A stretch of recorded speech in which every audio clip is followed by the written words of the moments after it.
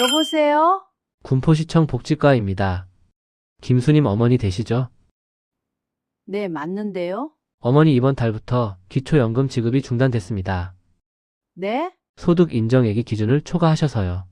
그게 무슨 말씀이에요? 제가 소득이 어딨어요? 저는 남편도 없고 일도 안 해요. 최근 6개월간 자녀 계좌로 정기 이체 내역이 잡혔습니다. 그거 손녀 학원비 보내준 건데 제 돈 제가 쓴 거잖아요? 규정상 정기적인 현금 이체는 소득으로 산정될 수 있습니다. 재산정 전까지 기초연금 지급이 중단됩니다. 서류 제출하시고 최소 2달은 보셔야 합니다. 혹시 이의신청 원하시면 90일 이내에 저 잠깐만요. 지금 좀 정신을 못 차리겠어요. 매달 27만 원씩 꼬박꼬박 들어오던 기초연금이 어느 날 갑자기 끊겼습니다. 안내 문자 한 통, 소득 인정액 초과로 기초연금 수급 자격이 중단되었습니다. 저는 그 문자를 3번 읽었습니다. 뜻을 이해하는데 3번이 필요했던 게 아닙니다. 믿기 싫어서였습니다. 제가 한 일이라곤 손녀 학원비 좀 도와준 것뿐인데 그게 어떻게 소득이 됩니까? 저는 올해 72세 김수님입니다. 남편은 1년 전 세상을 떠났고 지금은 경기도 군포 임대 아파트에 혼자 살고 있습니다. 남편 퇴직금과 제가 마트 계산원으로 일하며 모은 돈 합쳐서 통장에 6,200만 원이 있습니다. 그게 전부입니다. 기초연금 27만 원은 제게 단순한 용돈이 아닙니다. 전기세, 가스비, 병원비 일부. 그 돈이 끊기면 한 달 생활이 흔들립니다. 아들 민준이는 인천에서 치킨집을 합니다. 며느리는 편의점 파트타임. 둘 다 바쁘고 돈이 늘 빠듯합니다. 손녀 지아는 초등학교 4학년. 작년 가을 아들이 전화를 했습니다. 엄마, 지아가 수학이 너무 약해서 학원을 보내야 할 것 같은데? 지금 우리 형편이 말을 끝까지 잊지도 못하더라고요. 할머니가 뭘 못해주겠어요. 한 달에 20만 원이라고 했습니다. 수학학원이 월 18만 원, 교재비 2만 원. 저는 그래 해주자 했습니다. 그게 2023년 10월이었습니다.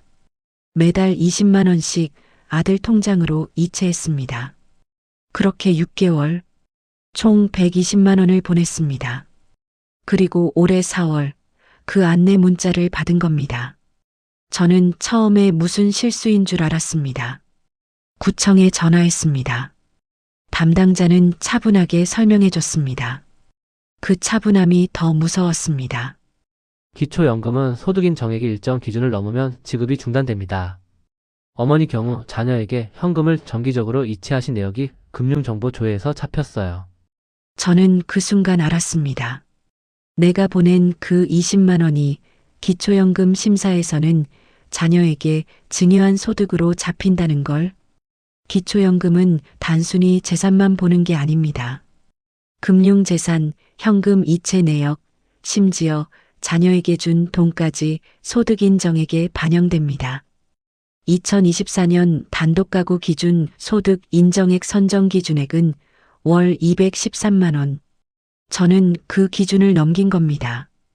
현금을 정기적으로 이체하면 고정소득처럼 산정될 수 있다는 것. 저는 전혀 몰랐습니다. 손녀 학원비를 도와준다고 생각했는데 국가는 그걸 제가 매달 20만 원을 쓸 수 있는 여유가 있다고 본 겁니다. 억울했습니다. 근데 법이 그렇다는데 어떻게 합니까? 아들한테 전화했습니다. 민준아, 엄마 기초연금이 끊겼다.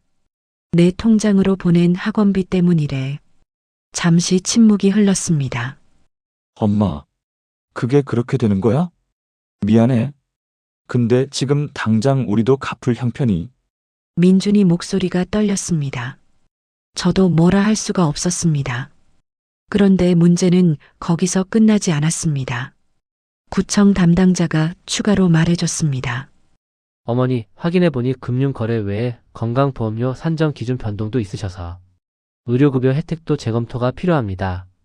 저는 의료급여 2종 수급자였습니다. 병원 갈 때 본인 부담금이 거의 없었습니다. 1년에 병원비가 최소 7, 80만 원이었는데 기초연금이 끊기고 소득인 정액이 올라가면 의료급여 기준도 달라질 수 있다는 말이었습니다. 저는 수화기를 놓고 한참 멍하니 앉아 있었습니다.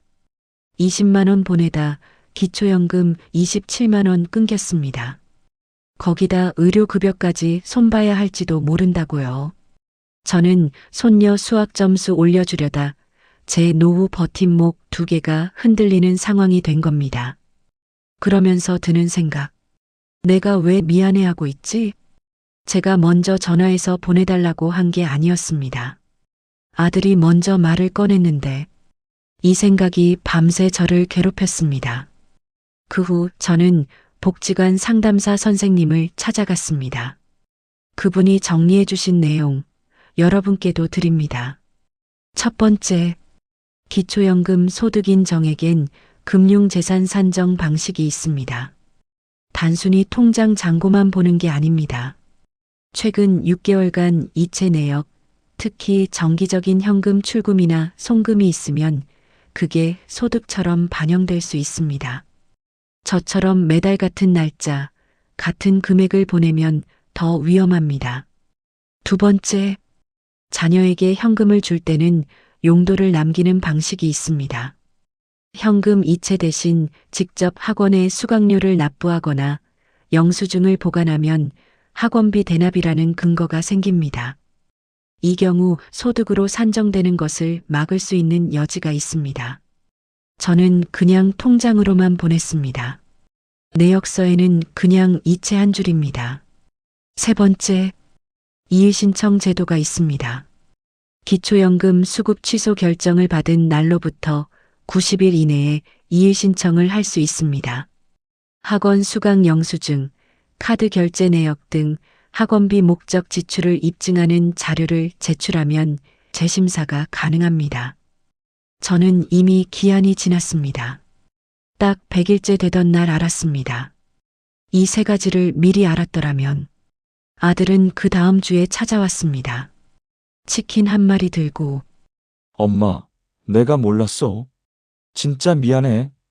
학원비는 우리가 어떻게든 낼게. 저는 웃었습니다.